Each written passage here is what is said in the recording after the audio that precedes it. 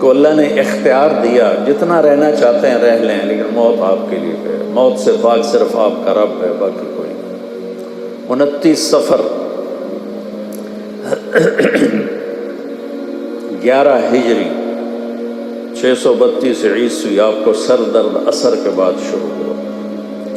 آپ ایک جنازے میں تھے جنت البقیع، وہ درد تیز ہو گیا، گھر پہنچتے پہنچتے حضرت عائشہ کی گھر کی باری تھی اور تیز بخار میں تبدیل ہو گئی۔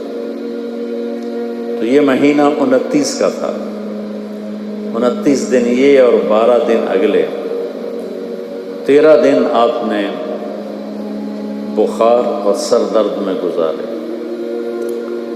اور اسی بیماری میں جا کے نمازیں پڑھاتے تھے۔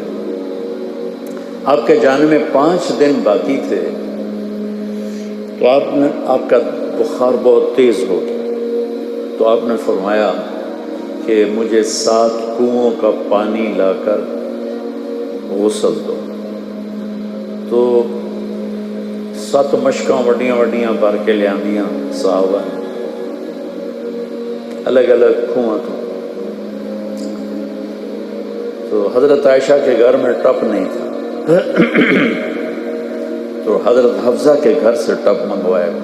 آپ تہمت باندھ کے اس میں بیٹھے اور ایک ایک مشک آپ پر ڈالتے گئے۔ اس سے پانی سے بخار کا زور ٹوٹ گیا، تو آپ نے پٹی باندھی سر درد کی وجہ سے، اور حضرت علی اور فضل بن عباس رضی اللہ عنہما علیہم السلام، ان کے کندھوں پر ہاتھ رکھے ہوئے آپ مسجد میں تشریف لائے۔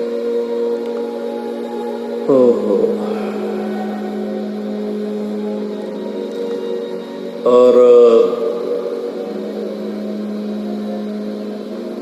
مسجد بھری ہوئی تھی۔ آپ نے ایک چھوٹا سا بیان دیا، وہ آپ کو سنانا چاہتا ہوں۔ آپ نے فرمایا، لوگوں، میں ایک زمانہ تم میں گزار کے جا رہا ہوں، میں نے کسی کا حق مارا ہو تو مجھ سے لے لو، کسی پہ زیادتی کی ہو تو بدلہ لے لو، کسی کو تھپڑ مارا ہو، سوٹی ماری ہو، بدلہ لے لو، قیامت کے دن میرے اوپر کوئی مقدمہ نہ کر دینا، میں اس دن کی پیشی کو برداشت نہیں کر سکتا۔ جن کی طفیل لوگوں کی پیشیاں معاف ہو جائیں، جن کی طفیل حساب شروع ہو، جن کی طفیل کروڑوں اربوں گناہگار کو معافی ملے گی، وہ امت کو کیا پیغام دے کے جا رہے ہیں کہ جو میرے ذمے کوئی ہے تو ہون لے لو، اتھے نہ منگیا جائے۔ آپ نے اس کو اتنا دہرایا کہ صحابہ رونے لگے۔ تو آپ نے اتر کے ظہر کی نماز پڑھائی، پھر ممبر پہ آ گیا، پھر اسی بات کو دہرایا، میں نے کسی کا حق مارا ہو، کسی کو تھپڑ مارا ہو، کسی کو سوٹی ماری ہو، کسی پر زیادتی کی ہو، یہ میری جان بھی حاضر ہے، میرا مال بھی حاضر ہے، یہی فیصلہ کرو میرے ساتھ، آگے نہ اٹھانا۔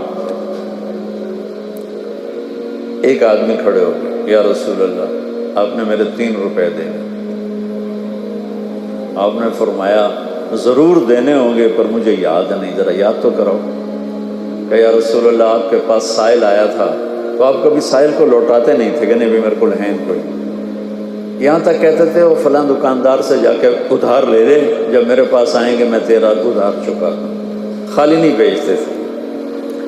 تو کہنے لگے، یا رسول اللہ، سائل آیا تھا، آپ کے پاس تھے نہیں، آپ نے مجھ سے پوچھا تیرے پاس کچھ ہیں؟ تو میرے پاس 3 درہم تھے، تو آپ نے کہا اس کو دے دے، میں تمہیں دے دوں گا۔ تو ہم نے کہا ہاں یاد آ گیا۔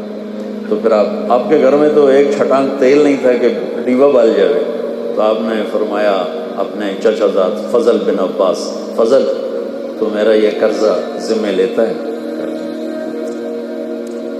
تو ایک عجیب بات بتاؤں، آپ مقروض کا جنازہ نہیں پڑھاتے تھے، جس کے سر پہ قرضہ ہوتا تھا اس کا جنازہ نہیں پڑھاتے تھے۔ ساری زندگی خود قرضہ لیا، لیکن قرض لینے دینے میں انسان سے جو پھر بے اصولیاں ہوتی ہیں، اس میں جو نفرتیں پیدا ہوتی ہیں، اب دیکھتے نہیں ہو یہ فیصل آباد کے بازاروں میں روزانہ تاجر کیسے گریبان پکڑ کے ماں بہن کی گالیاں دے رہے ہوتے۔